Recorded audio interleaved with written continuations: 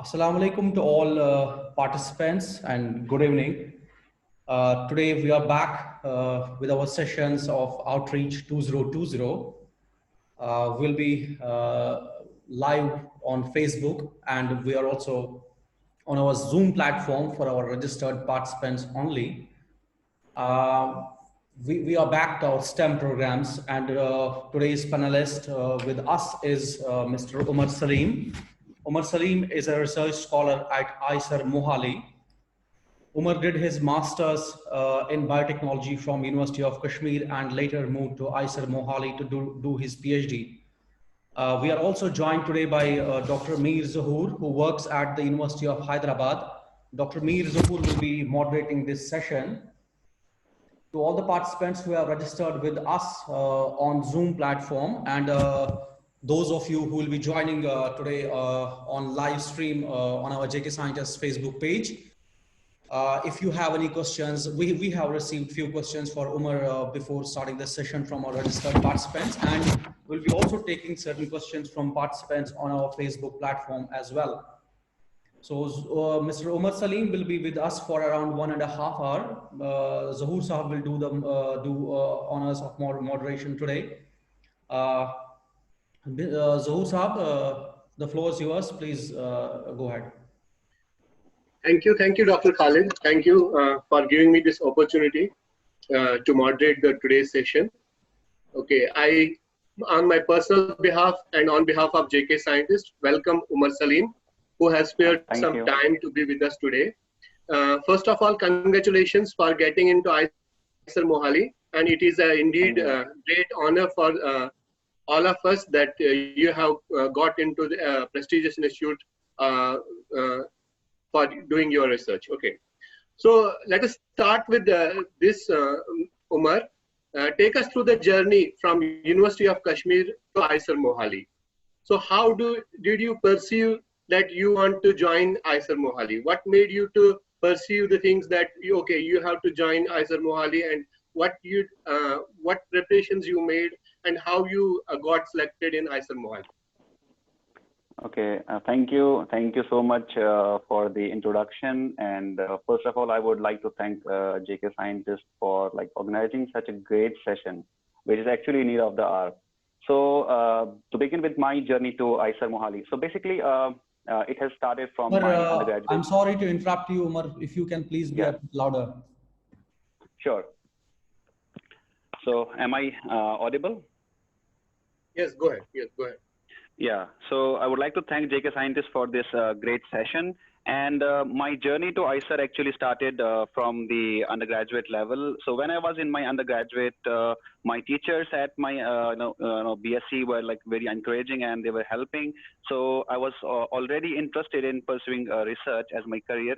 So because of the intriguing nature of biology, if I talk about my own subject, so right from that time, I was very interested to go for the research, and because it's a time when a lot of research problems come across your mind. You look for the answers. You go for searching for the answers. Sometimes you find answers. Sometimes you think that this research problem has not yet been solved. So that goes in your mind, and you think that maybe it's with everybody. You think that I'm going to solve this research problem. So same thing, same problems went across my mind. So I thought of going for the research. So yeah, right after my bachelor's, I joined. So that's the reason that I went for applied science subject. That's the biotechnology. So I joined Department of Biotechnology, University of Kashmir. And it was a place where my ideas were actually, nourished, and my ideas were, encouraged by the teachers I had at University of Kashmir, by the, fellow classmates I had. They were always encouraging, and it was really, the best place that I have been for these 2 years. So, yeah, during the 2 years in University of Kashmir, I prepared for various national level fellowship exams like, CSIR, UGC-JRF, like DBT-JRF, like ICMR-JRF, like GATE, and I qualified, most of them by the grace of Almighty and the, help from my teachers, classmates, family, and friends. So after I, qualified these exams, so I had a chance to apply for various, research institutes, various prestigious institutes across India. So I applied, for a lot of institutes, and I actually I was selected for the interview. I was shortlisted for the interview for, most of these institutes across India, including the IISERs, including IISc Bangalore, including various other institutes. So yeah, I traveled for the interviews, and I got selected in few of them. And yeah, that was the point where I was confused, like which research institute to join. So yeah, at that point of time, IISER was one of the best institutes I actually found interesting, because IISER is a place where you will find young, dynamic, energetic, and talented faculties, because these IISERs have been recently established. So they have attracted lots of young, talented, people from across the research areas. So yeah, I found IISER to be the best place where I'll be where I can pursue my ideas, and that's how I landed into the IISER. Sorry, I cannot hear you. Zoor Saab is muted. I will just unmute him. Yeah.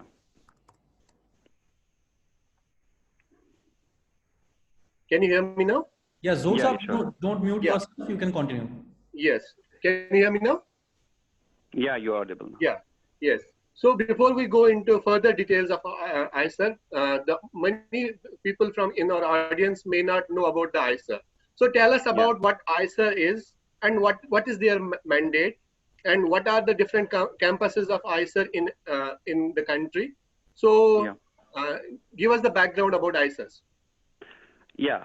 See, IISER is basically Indian Institute of Science, Education and Research. And IISER is basically these IISERs, as I already said, that they have been recently established. They have been established not so long back. So these IISERs are basically institutes of national importance.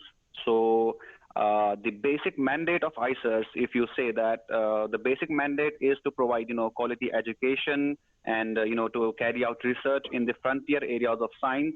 And basically, the broader mandate of IISER is to provide quality education along with the cutting-edge research at the undergraduate level.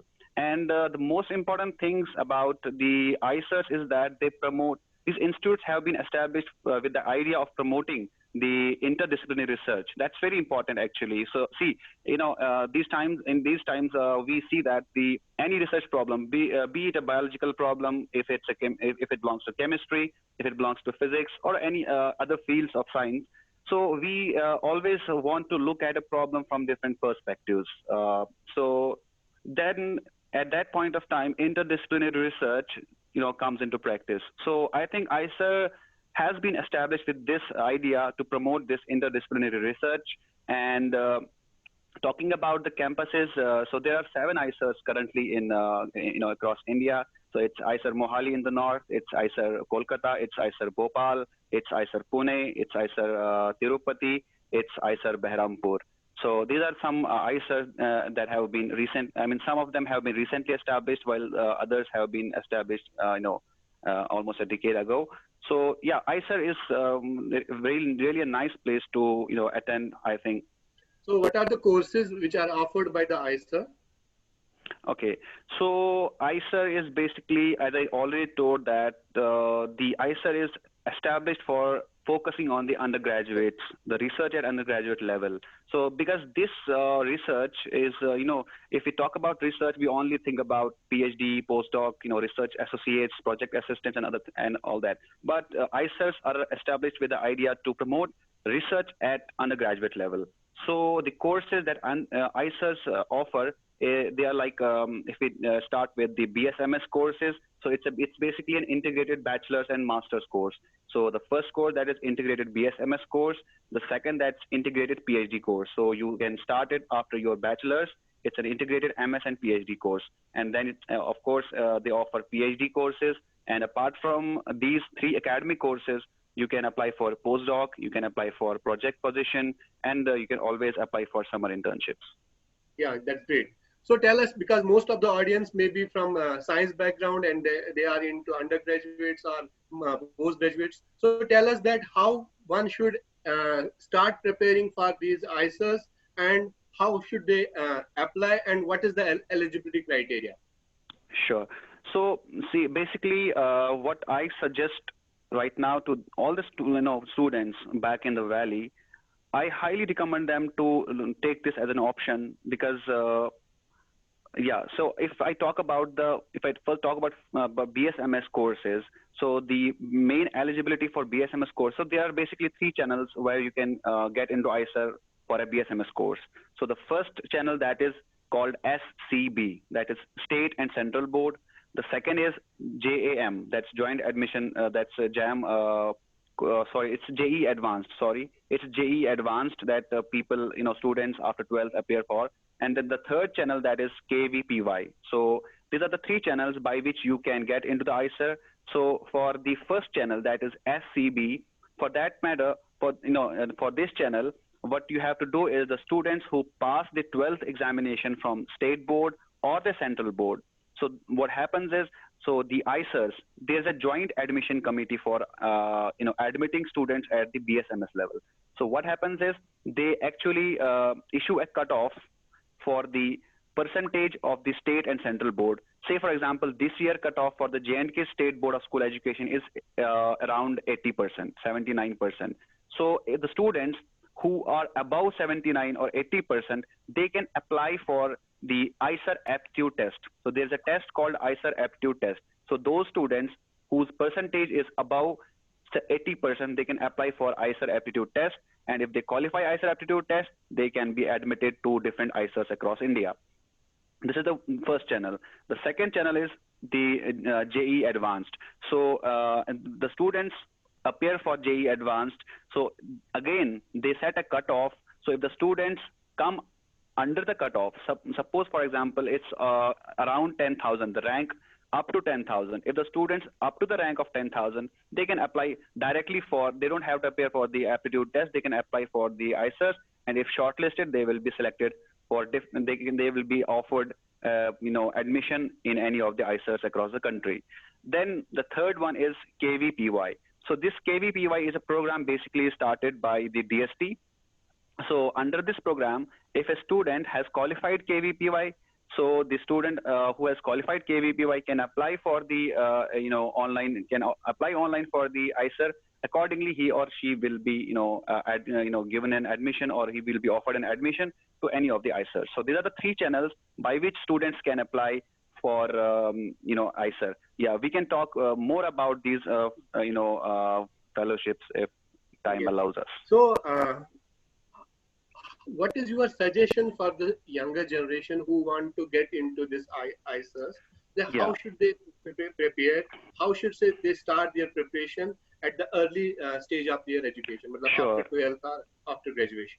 Yeah, see, for that matter, if I would really suggest students to go for this courses, because if they want to prepare for it, they have to do nothing extraordinary, but the only thing they have to do is to be focused from their 11th class only. So because if they want to get an admission in IISER, they have, if they want to go through KVPY channel, they can apply for KVPY in 11th class only.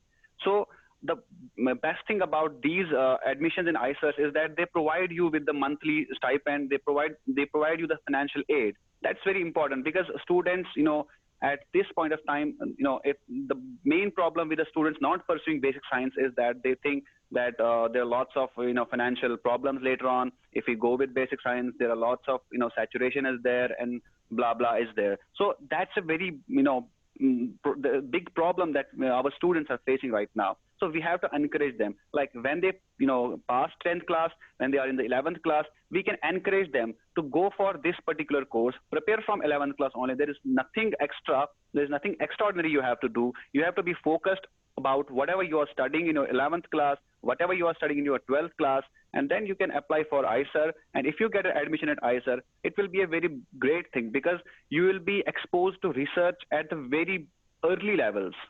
So basically, exposure to research at a very early level is a very important thing that the IISERs have done so far. So I suggest if you want to prepare for it, you just have to be focused from your 11th class only and look for the, this KVPY is a very important thing that they should look at. So preparing for KVPY, they have to be focused for their 11th and 12th curriculum and nothing much. So yeah, that's very important. And the most important thing for them is to motivate themselves for taking the research as a career, because this is very lacking in our state. That actually, what we have been listening for, from our times, that going for research is not a big, it's not a good thing. It's a saturated field. So it's not a saturated field actually. It's a very interesting field, and you love it when you get into research. So we have to actually, put this idea in their mind that if you go through this kind of, courses, they are going to help you in the long run. Yes. So yes, I think we should encourage students to, go for these particular courses in IISERs. I have one question regarding these courses offered by IISER. Are they confined to STEM, or there are other subjects also? Yeah, so if you talk about the undergraduate courses, so I forgot to mention about the integrated PhD. So if you talk about the undergraduate courses like BSMS, yeah, they are confined to STEM courses only.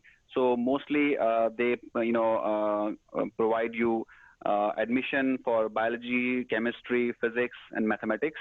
But yeah, later on, if you want to join as a research scholar, yeah, in IISER, as you can say in IISER Mohali, we have a humanities department as well, where you can pursue your research in the areas of humanities and social science. Yeah, and talking about the integrated PhD, I would again recommend the students that pass out from the bachelor courses in the state, they can always come to join integrated PhD at different IISERs. So the eligibility is not that hard. We have a lot of brilliant minds in our state who actually just need guidance. They are very brilliant minds. They just need guidance. So if we guide them through this process, yeah, if they land in these IISERs, that will be a great deal for them. Yeah, you talked about the different channels to get into the undergraduate or integrated courses. Are there any specific channel to get into the direct PhD? Yeah, so for PhD, if you if we talk about PhD, after so masters, somebody has done the masters, how can he approach to the PI to get into IISER? Yeah, since I have come to IISER after my master's only.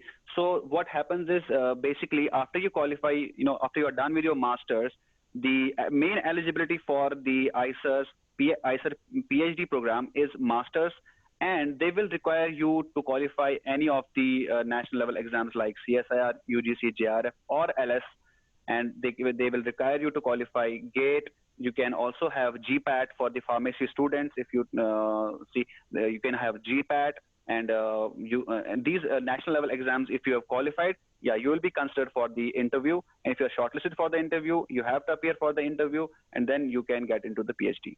So the channel for PhD is basically a master's along with any of the national level examinations. That's mandatory. And one question which is mostly asked by the students, if they don't have qualified any national level test for getting admission into the different institutes, is there any possibility to join IISER on the basis of their own examination or own selection criteria? No, see, for PhD courses, there is no examination actually for this PhD program. They just require an MSc, master's degree in the relevant field, along with any of the national level examination. If you don't have a national level examination, then I think it's very difficult for you to come to IISER. Even if you don't have a JRF, even if you just have LS degree, LS qualification, or we call that NAT qualification, or if you have GATE to a particular rank, they will shortlist you for the interviews. You talked about you have qualified for different institutes all over the country, and at the end you selected the IISER Mohali. So why IISER Mohali? Apart from, since you talked about the IISc Bangalore, you talked about CCMB or other institutes, Why IISER Mohali only? What made Yeah, you yeah. think to change your decision that no, I should come to IISER Mohali only? Yeah, that's very important actually. You know, the phase when when you are done with your masters and you want to go into research, it's a very, it's a state where you are very confused, where you are very stressed, just to make sure that you get, you get a position in any institute. And if you get a position in, more than one institute, then it's again a confusing state, like which institute to join. So what I personally suggest to the students who are actually in this stage, who want to join an institute but are confused, you just have to look at the, research areas. So all, what I suggest is that there is something in your mind, like there is some area, some research area in your mind that you are interested in.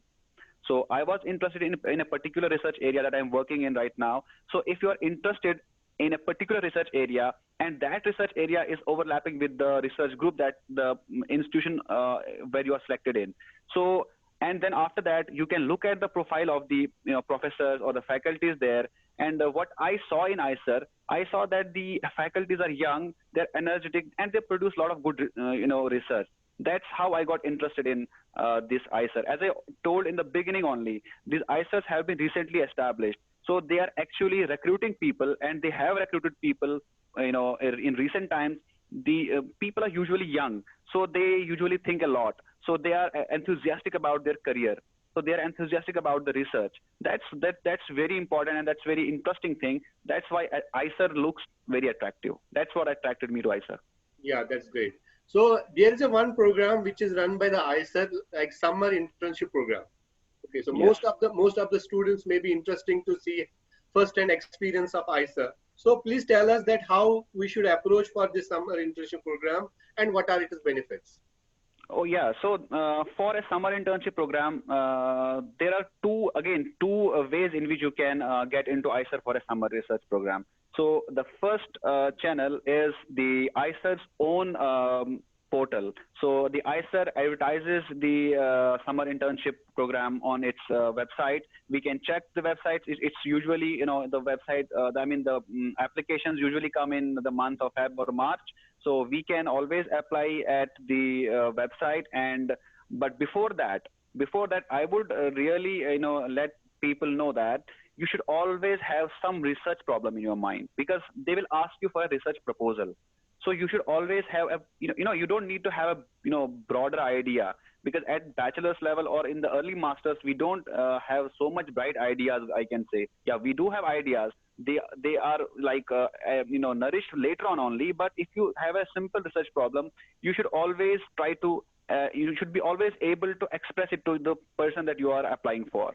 So you should always be practicing for the scientific writing, like writing small proposals, writing small, statement of purposes. So the channel that I was talking about is the IISER's own channel, where the IISER will roll out the advertisement for the summer internship. You can apply for that, and they will select you for they can select you from that. And the other channel from which you can get into IISER for the summer research program is the different national science academies of India, like Indian Academy of Science, National Academy of Science, Indian National Science Academy. They also roll out advertisement for the summer research programs, where they will, offer you a position for 2 months to work in the reputed labs across India. And apart from that, they will always provide you with the fellowship, the stipend for these 2 months, where you can easily manage your expenses, and, you will have a first-hand experience in the research labs. So you talk about that we should have a statement of purpose and we should have a good CV before we apply for this. Please guide us that Yes. what are the things we should take care while preparing these CVs and SOPs. Yeah, sure. So, see, for building a good SOP, I think the preparation that leads you to, these positions is that you should always be interested in reading like articles, like research articles, review articles, because reading these research articles and review articles, they give you an idea of the research that's going on in the present times. So you are aware about whatever is going on around the world, which research areas are the, hot topics, and which research area is very it will basically give you an idea about what is going on in the research world. So I would highly recommend students to have this habit of reading these research articles, research papers. And the best thing that you can do, I mean, the best thing that you will learn from these research articles is that you will learn how to write a statement of purpose. Scientific writing is very important in this, field. So by reading research articles, by reading review articles, you will get an idea about the research, as well as you'll get an idea about how to write a research, I mean, how to write a simple statement of purpose to approach a particular faculty. So I think that's very important. I would suggest them to keep a habit of reading these research articles and review articles. That will definitely help them to prepare for, prepare a simple SOP, and it will also help them to think more and get more research problems in their mind. So how doing an undergraduate or master's programs, because master's programs are offered by all the institutes around the country, right? As you said, Yes. you talk about the faculty that they are new, they are young, they Yes. have a good ideas. So how competitive is, how good undergraduate courses are there in IISER as compared to other institutes in the country? That's the What is the main. benefit? What is the benefit of Yeah, doing undergraduate courses in IISER?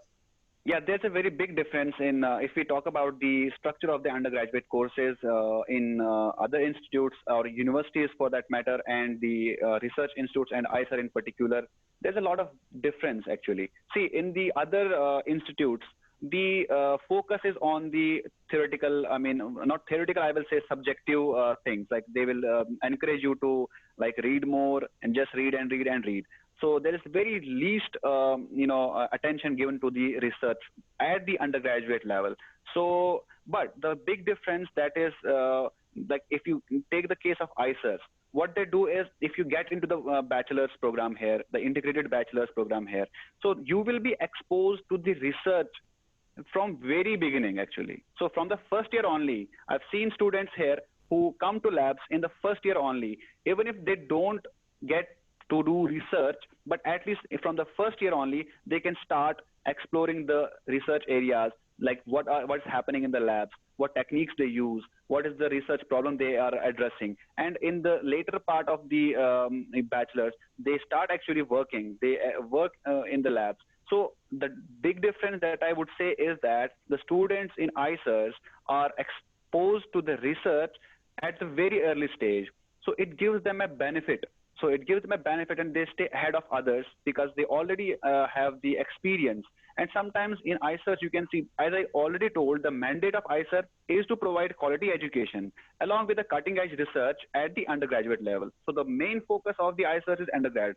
So I have seen, like you can check and you can see that there are lots of innovations, there are lots of patents where the undergraduates are involved, where the majority part of the research has been carried out by the undergraduates at IISERs. So this is very important. If a person is exposed to research at a very early stage of his life or of his career, then the person is definitely going to have an edge, if compared to others. So the difference between IISER and the other institutes is that at IISER you will have early exposure to research, other than like the rest of institutes. So, is there any scope for collaborative research between different institutes, like someone who is already pursuing research in some institute, they want to have a collaborative research, how to approach the PI for that matter? So is there any possibility? Yeah, see, what I already told, that the IISERs have an idea of promoting interdisciplinary research. So the best thing, that's what I'm saying, that there are lots of good things that you can do at IISERs. So basically, the campuses, if you take into consideration, the campuses are small. They're not as large as universities. The campuses are small. The academic blocks where you can see, they have mixed departments, like the Department of Chemistry, Department of Physics, Department of Mathematics. They'll be together, like the labs will be neighboring to each other. So what you can do is you can always look for the solution of your problem. You can discuss it with the person who is from a different field. Yeah, that person will always be helpful to you. So there is a lot of collaboration among these departments in IISERs. Within the IISERs, there's lots of collaboration within the I'm not talking departments. about within the And IISER. that I will come to the point as well. Yes. So yeah, this collaboration within the IISERs is very prevalent, and lots of people do this. And yeah, if you have a problem which you cannot address at your institute, yeah, there's always a there's always a point of collaborating with other people. Yeah, there are the collaborations, because see, I told you that the faculties here are young and energetic. They're always happy and they're always willing to help you. If you want some collaboration with a person, they will always be ready to help you. So your faculty or your mentor or your guide is always ready to collaborate with anybody that you think is suitable for your research. Yeah, you talked about these facilities in the campus. Please take us through the campus. What are the facilities available there, and what are the other extracurricular activities? What are the facilities so that students should feel that, okay, this is the place I want to be in, and I have all the facilities. So please take us through the Yeah. campus life. Yeah, so campus life at IISER is very cool, and it's very nice to stay at IISER. So like academics, I already told you, is excellent. It's and apart from academics, if you want to relax, there's lots of other activities that are being done, that are being carried out in IISER. There are lots of clubs. There are lots of debating clubs. There are lots of other co-curricular activities like cultural programs, sports activities, and they are very interesting actually. There are lots of sports activities that are within IISER. There are competitions, sports competitions within IISER. There are cultural competitions within IISER. There are sports competition among different IISERs. And yeah, there are lots of such activities where you can relax your mind and you can be stress free.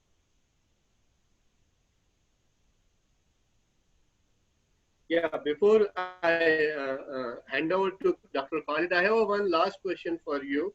How competitive is to get into the IISER as compared to the other national institutes? Yeah, it is competitive. Yeah, see, because competition is everywhere around here. I mean, in this time, so it is competitive to get into IISER. But if you prepare from very early, if you prepare for it, at your, if you suppose you are getting into BSMS, if you prepare from 11th standard only, yeah, competition will surely be there, but it will help you to get into IISER. It's not a big deal, but the only thing you have to be is determined and focused. Competition is everywhere, so you have to beat the competition, but it's not impossible. You can easily get into IISER. That's not a big deal for students if they are focused and if they are determined that they want to do this, then they can beat the competition. Yeah, and I forgot to tell you, so we were actually discussing about the KVPY fellowship, because Yes. the students, see, the students at the higher secondary level, they're very much unaware about the opportunities that they can pursue after 12th. So,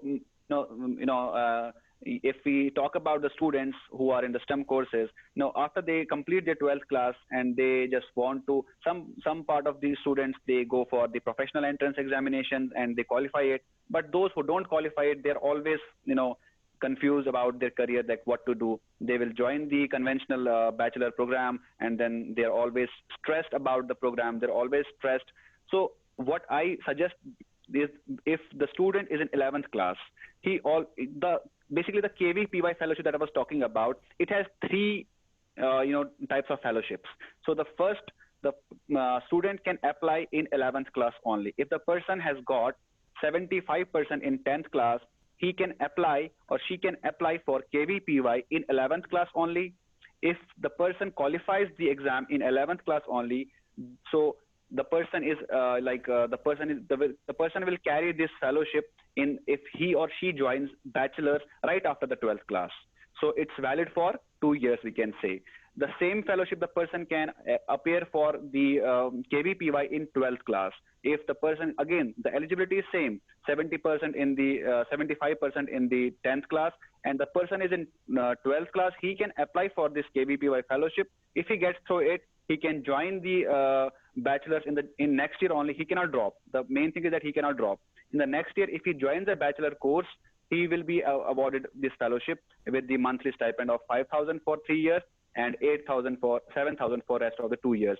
And even if the person hasn't qualified KVPY in the 11th class and 12th class, then he again has a chance in the first year of his bachelor's. He can again apply for KVPY fellowship, and if he gets through it, he can pursue this. He can, he will be, selected for this fellowship and monthly stipend for the rest of his bachelor and integrated master's course. Yeah, that is great. You talked about IISER undergraduate courses, you talked about post. Sorry, People your want to voice know is the breaking. opportunities for postdoctoral fellowships. Hello, can Sorry, you hear can you me? repeat? Your voice is breaking. Yeah, Yeah, yeah, I can. you talked about integrated courses, you talked about master's courses, you talked about PhDs. So Yeah. what are the opportunities for postdoctoral fellowships? How they are advertised, and what is the procedure for applying in IISER for postdoctoral fellowship? Yeah, see, apart from these academic courses like BS, MS, integrated PhD, and the PhD courses, there are other opportunities as well at IISER. You can always apply for a postdoc, you can always apply for a project position, and you can always apply for a research associate position. So for the postdoc, if you say the postdoc positions are, you can apply for postdoc positions throughout the year. So the main thing about that postdoc position is that your research area should overlap with the research area of your of the faculty of interest that you are intending to apply for. So if your research area is overlapping with the person, you can always write to that person, and if the person has got a position in the lab, he or she may be happy to take you. So you have to directly approach to the PI, and if the PI agrees to take you, that's the first thing you can do. And about the project positions, again, you can apply for project positions if they are advertised. So the project positions are always advertised on the website of the IISERs. You can always check for the positions.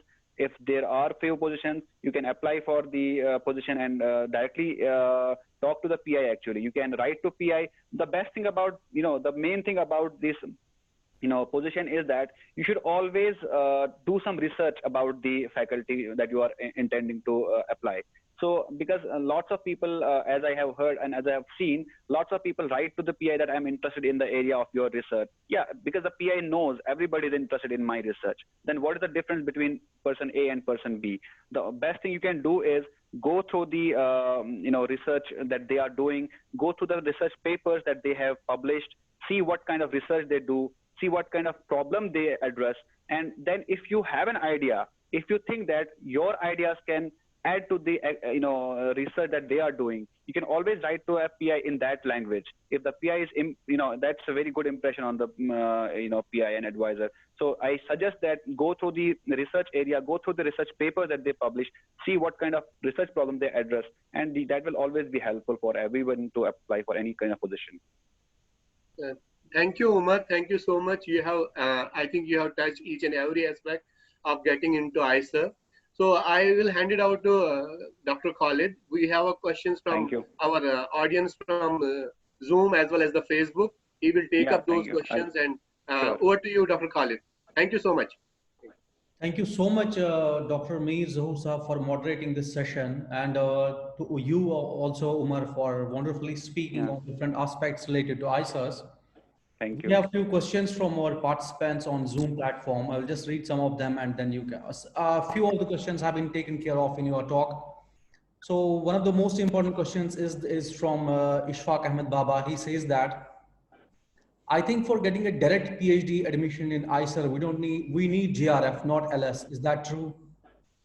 No, actually, see, the PhD students that are admitted to the IISER, so different IISERs may have a little bit of difference in the eligibility criteria, but in IISER Pune, as you can, if for example IISER Pune, you see that you need a JRF. Yeah, for that matter, you need JRF. But if you don't have a JRF, if you have a GATE qualification up to a particular ranking, they will also shortlist you for the interview.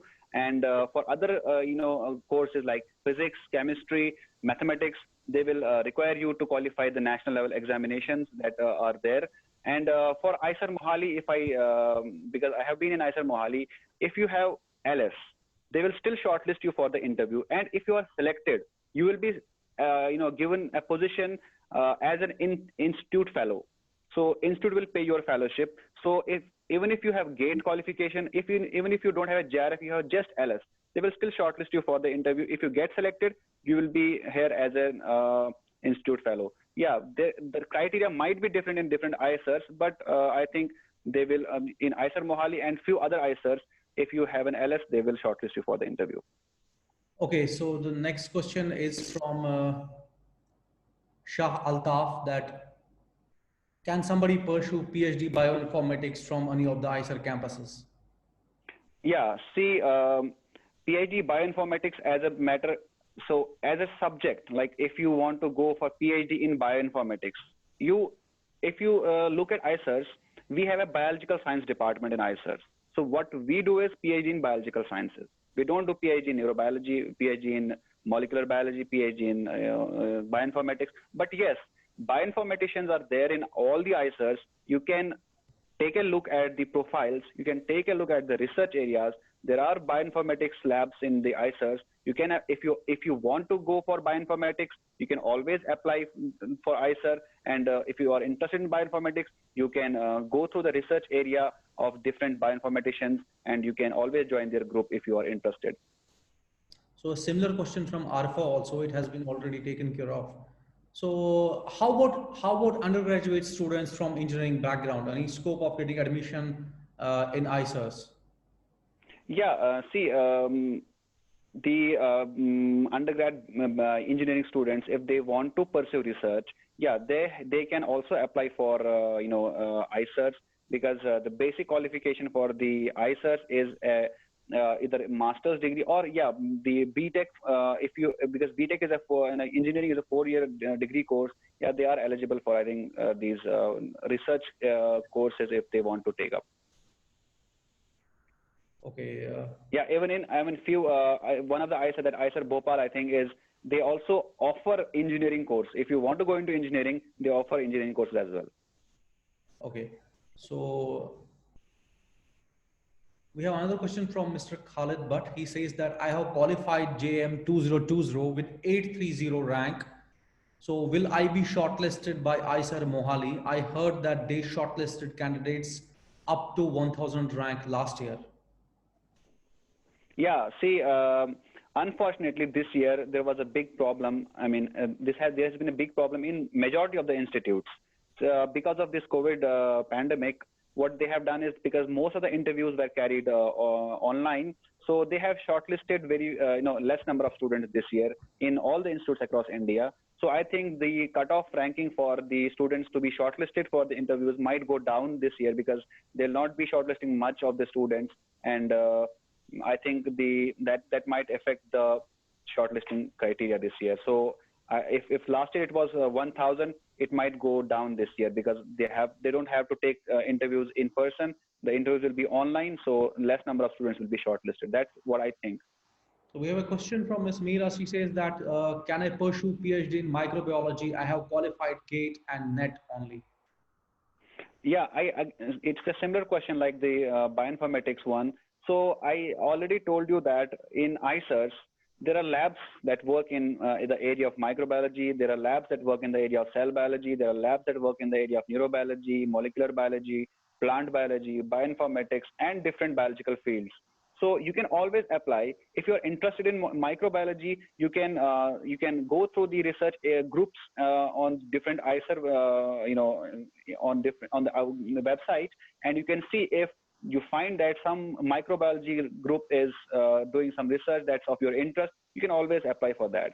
Even if you have a GATE, you can apply. They can shortlist you. If you have LS, as I already told, yeah, they will shortlist you on LS. LS criteria as well. But then for GATE purpose, they will always consider your rank. They will shortlist students based on the rank only. Okay, we have next question, that can students who have a background in physics at UG level or PG level enter to IISERs? Yeah, always. Yeah, they are always. See, as I told you, that IISERs have a mandate that they want to promote this interdisciplinary research. Even if you are from a physics background, you can join any research area if you want to get into IISER. You can.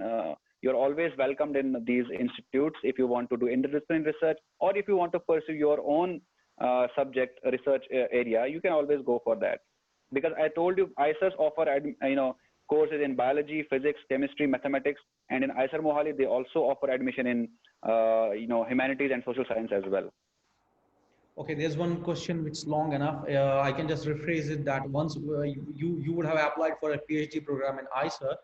So once the admission notification comes out, is it notified that this professor has a vacancy or not, or we need to contact them separately? No, actually, it's not advertised at the beginning when the admission, the advertisement is rolled out. So, but in IISER Mohali, the practice of showing the vacancy is only at the time of interview. If you are shortlisted for the interview and if you qualify the first round, then only you have to fill up the preference form, and the preference form will have all the professors and all the faculties actually who are going to take the students and the number of students they are going to take. So it's only after you qualify the interview they will let you know that this professor is taking students. And I don't think that in the advertisement only they will uh, like show the vacancies. So we have another question from Mr. Tanveer, that if somebody has a good research proposal but has not qualified a national level exam, so can he get an admission in IISER? I think no, which you have already done. Yeah, I think, yeah. See, I mean, as I told you that the students from the right from the graduation or the post graduation, there are lots of research problems that come across their mind, and they're brilliant ones actually. That's what I'm saying. That this is a limiting factor that you have to qualify at national level examination to get into ICERs. Okay. So one more question is that what is the percentage required at PG level if I have a PG in statistics for joining a PhD program in IISER? Yeah, for the for if we talk about the percentage at the PG level, it's around 60%. If you have 60%, I think you should be eligible for the research program at ICERs. Okay, we have another question from Mr. Shah Altaf, that what is the appropriate time for an 11th or a 12th grade student to start applying or preparing for KVPY scholarship? Yeah, as I told you, since the I think the KVPY applications, you can note it down that the KVPY applications are still, I mean, they have not yet put it live. They will be putting it live, I think, in a couple of weeks maybe. So, and IISER BSMS admissions are still going on. You can apply for IISER BSMS admissions at this point of time as well. So, talking about the question, so if if a student wants to go for KVPY fellowship, he or she can appear for it in the 11th class only when the advertisement comes out. So the eligibility is based on the percentage in the 10th class. If the person has got more than 75% in the 10th class, he is eligible for applying to the KVPY fellowship, and the in the 11th class or in the 12th class and in the first year of the bachelor's. So I would suggest that the student should prepare from right from beginning his 11th standard. He should always keep in mind that he is going to appear for the KVPY fellowship, and the apart if so the I think the applications come out in around March, so he can apply for that, and it's very good if you qualify that. So can you just give a rough idea to our participants that around what I mean, in which month roughly these IISER forms or applications do come for Yeah, undergraduate? the IISER forms actually they come around in the month of January. So we have to the date varies. Sometimes it comes late, or sometimes it comes early. But in the month of this December to January, you should be very vigilant about the applications that come around. So most of the research institutes across India, including IISER, they roll out advertisement in that in January or February, I think. Okay, I think that's all, Umar. We have taken up most of the questions. I will just have a Yeah, look if we have missed some. sure. Okay, we have one question related to the interviews, that Yes. most of the students fail to convince the jury during their interviews, more specifically in their PhD interviews. So what are the prerequisites for the interview, and just give some suggestions to the people what they should do while they are staying in the personal interview. Yeah, that's a very big problem actually. When we face interviews, a lot of students from our state, what I have seen that it's a very big deal for them to appear for the interviews. But it's not actually a big deal. If you look at the, if you talk to the people who have actually, been interviewed at these institutes. So the best thing about these interviews is that they will test your practical knowledge. Practical knowledge in a sense that they will give you a problem, they will give you a research problem, and they'll see if you can address that research problem.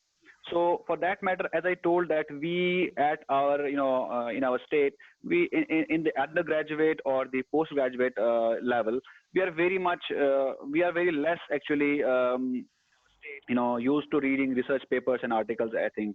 So if you want to qualify for the research, I would suggest that at least, even if you don't understand at the first these research papers, but subsequently I think you will be able to understand a little bit of them. At least you will understand how the problems are addressed. At least you'll understand which experiments are done for a particular, to address for addressing a particular research problem. And you should always, whenever you are engaged in your lab work, you should always look into everything, whatever you are doing, the basic things behind the scene. That, like, if you are like in your labs and you are doing an experiment, you should always look at each step, why this step is done, so that you can actually perform better interviews. Because in interviews they will check your practical knowledge. They'll not ask you some huge research problems, but they will check your basic research aptitude. That's very important. So for that matter, I would suggest students of the master's level in particular to keep a habit of reading.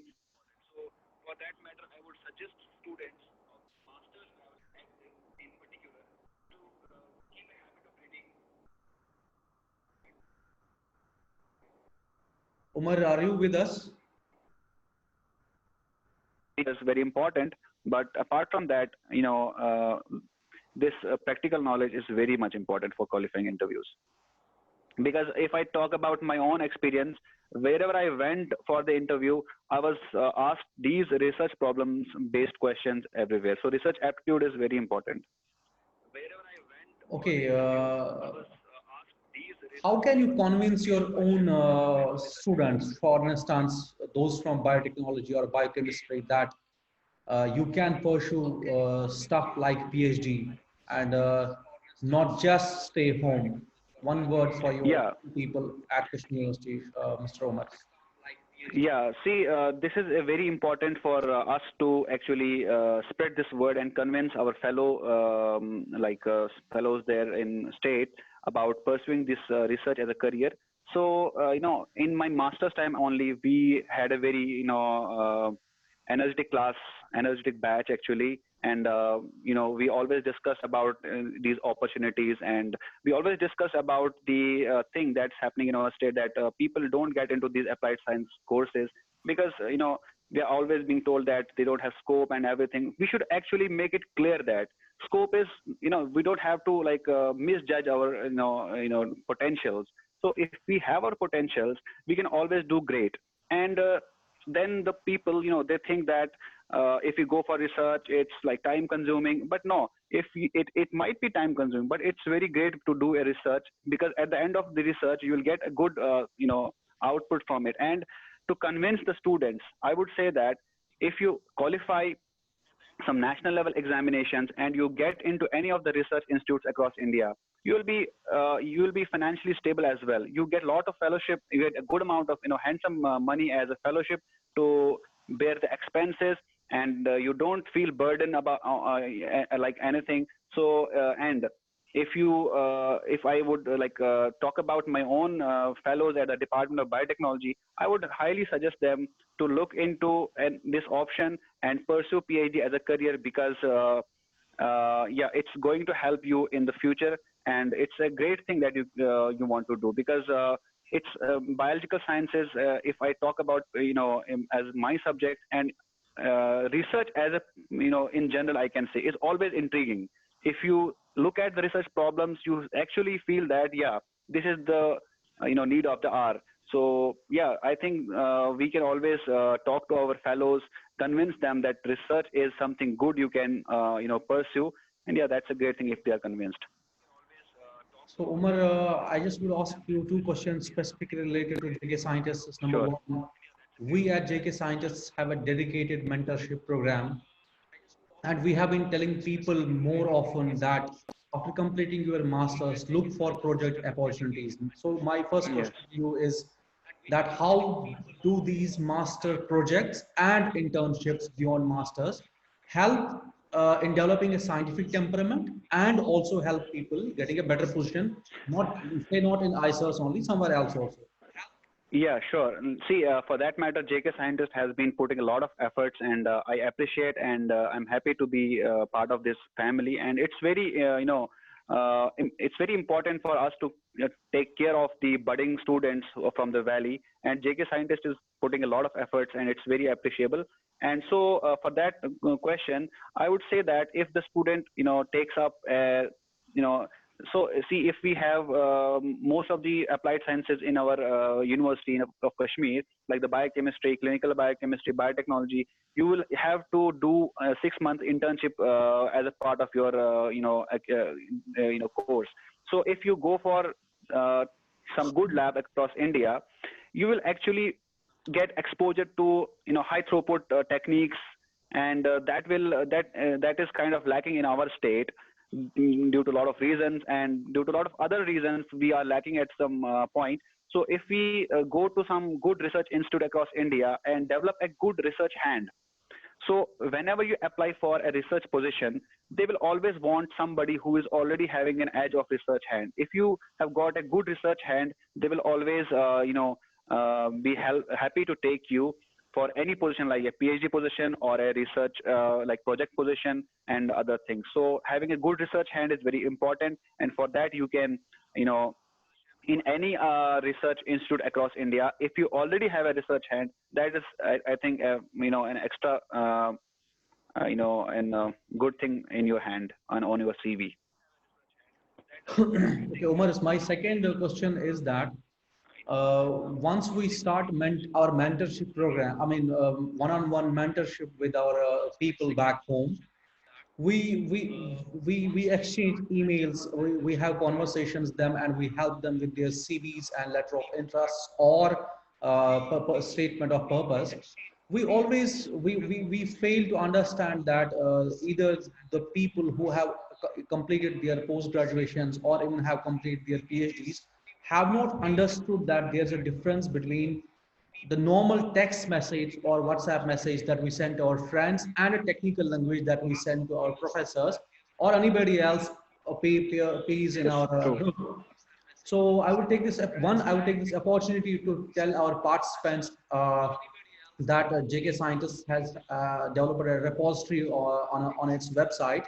Please refer to the repository for instance, for examples, how to make an impressive CV, or what you should include in your CV, or what you Yes. should include in your letter of interest, and what you should include in your statement of purpose. A few words from you, Umar, that just to make them understand that yes, there's a difference between technical writing and the writing that we do on WhatsApp and Facebook and everywhere else. Yeah. See, I already mentioned in one of the questions that whenever we apply for a particular position, be it a research associate position, project assistant position, or even a postdoc position, even the people who have completed their PhD, masters, or bachelors, some of them are like very unaware about the difference between a simple text and a statement of purpose that is intended for a particular position. See, if many students, they apply for the position and they just write to the faculties that I am interested in this area of research. Yeah, everybody who writes to a professor will write the same language, and these are the template words. We can find them on internet as well. You cannot copy paste from internet and send it to the faculty. You have to give your own idea. That's the difference. That there is a difference between writing to a position and the text that you send to your friend. So that's why I encourage students to read more about scientific writing, to be more to go for scientific writing. There are lots of, I would say, there are lots of these workshops as well, which are freely available online, and so you should attend them. You should find the difference between normal text and the scientific writing. You should always be willing to read a research article, research paper that helps you to figure out that helps you to write a good statement of purpose. I think it helps a lot. And you should always realize the difference that writing a simple text message is not going to make a difference if you are applying for a position. Rather than if you go through the research areas of the person that you are intending to apply for, if you read the research, if you read the problem that they are addressing, and then think about it from your own point of view, from your own perspective, if you think that you can add to anything of their research area, you can always write in a good scientific way, and that is definitely going to help you. I'm sure about that. Okay, I would like to ask one more question, Mr. Umar, that Yes. we are glad to have you as a part of JK Scientists family. Yeah, thank you. So, say for example, you have been with us for 2 years or 3 years. How can we at JK Scientists use our platform to create awareness about research and opportunities for people, say, who are in 12th or UG levels? How can we? How do you suggest us to make JKS more friendly for people back home? See, I think I have been associated with JK Scientist for almost 2 years now. So when I was in my master's course and when I was intending to apply for PhD position, I was really confused. And I think JK Scientist has helped me a lot in clearing out this confusion. I'm happy that I got associated with this family.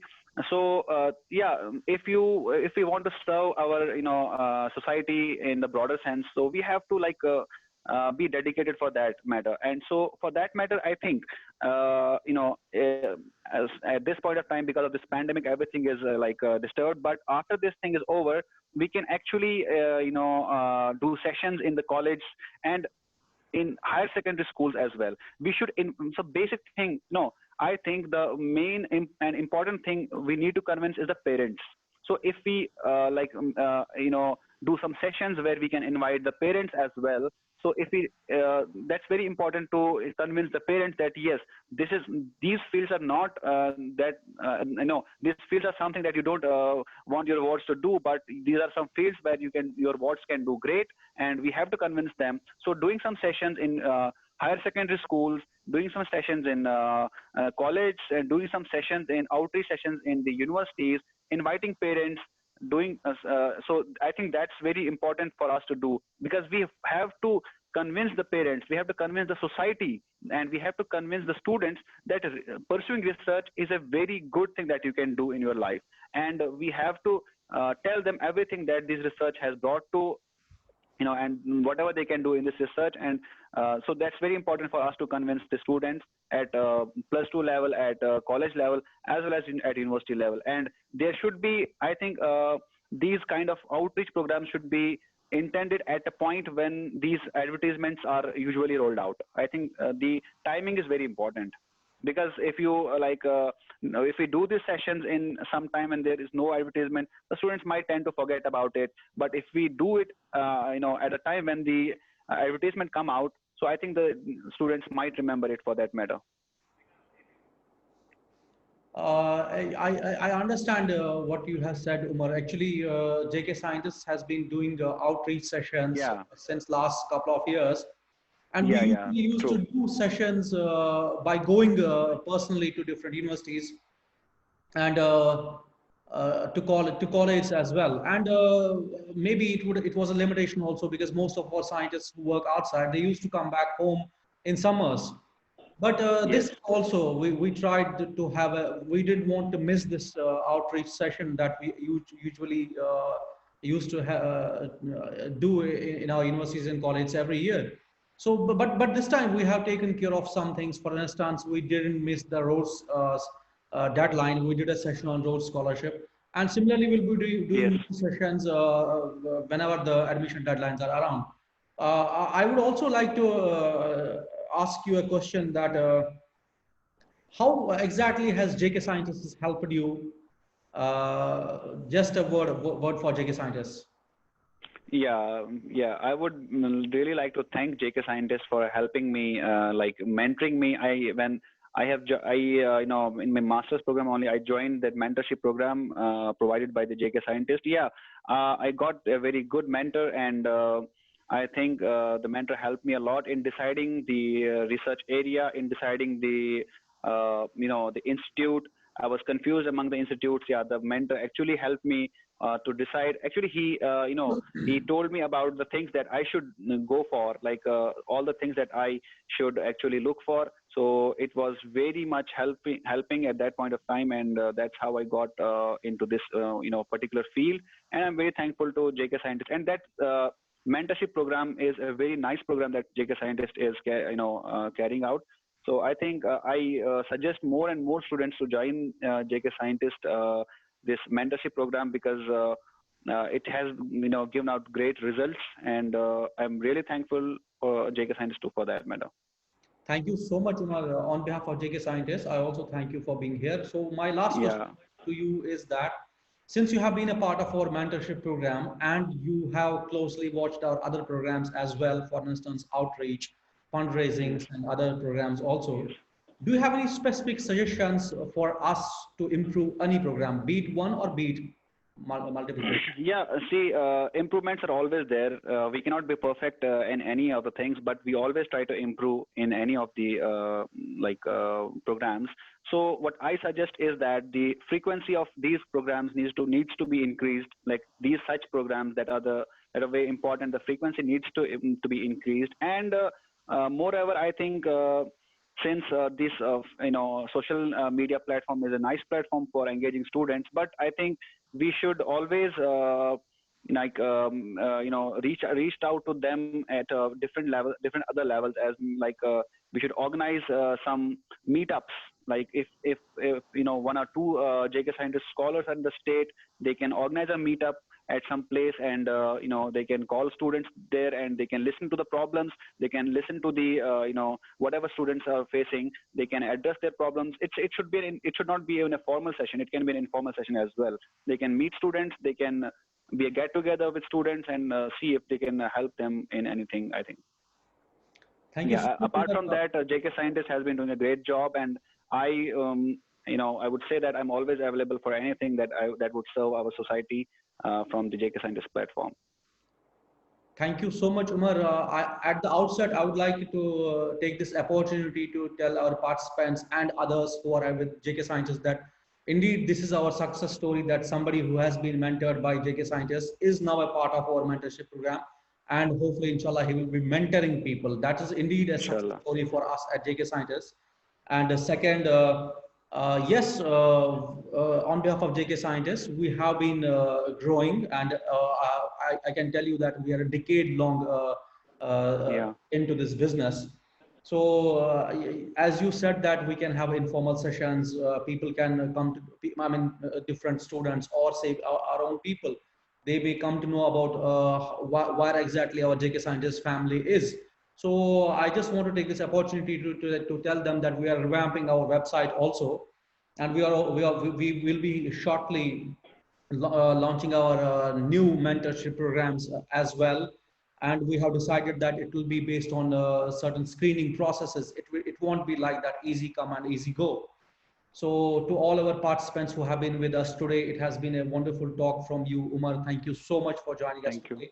Thank you so much. And to all our participants who would like to connect to Umar after this session as well, please feel free to contact us at kashifscientist@gmail.com or write to us on our Facebook platforms. Umar, thank you so much for not just joining this session. Yeah, I have just one point to mention here. Please go ahead.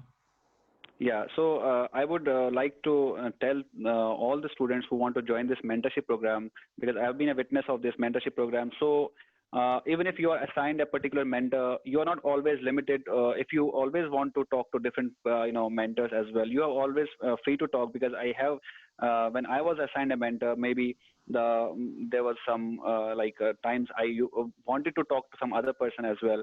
So you can always talk to anybody from the JK Scientist family, and they're always ready to help you. And I think that's very important, and that's very good thing in the mentorship program. It's a very fruitful program, I think. Yeah, thank you. Thank you once again, Mr. Umar, for being with us today. It has really been wonderful to have you in the session. I would also take this opportunity to thank our outreach team, Dr. Asif Bakshi, Dr. Mir Zahoor, Saima Beg, and Dr. Jamil. I would also take this opportunity to thank Dr. Jamil for being given the additional task of chairing the this mentorship cell as well. Thank you once again, Mr. Umar, and for our participants, please write to us for more questions and feedback related to this program. Thank you once again, Mr. Umar. Thank you so much. Thank you. Thank you. So with this, we wind up today's session. Thank you for being with us.